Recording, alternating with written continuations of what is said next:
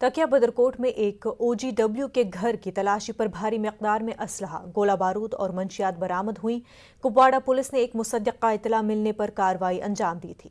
Police کے مطابق عادل حسین کو سرحد پار سے ہتھیار اور منشیات کی کھیپ ملی ہے۔ تلاشی کے دوران اس کے گھر سے 2 AK-47 رائفلیں، 2 میگزین اور 208 گولیاں برآمد ہوئیں۔ پوچھ تاچھ پر عادل نے بتایا کہ پدناپرار کے فراز احمد نے اسے ہتھیار سپلائی کیے تھے اور وہ ملیٹنٹوں کو ہتھیار سپلائی کرتا رہا ہے، جس پر فراز احمد شاہ کے گھر کی تلاشی بھی لی گئی۔ اس کے گھر سے 4 پستول، 5 میگزین اور 1 پیکٹ براؤن شوگر جیسا مادہ ملا۔ تاہم فراز شاہ کارروائی سے پہلے ہی گھر سے فرار ہو چکا تھا۔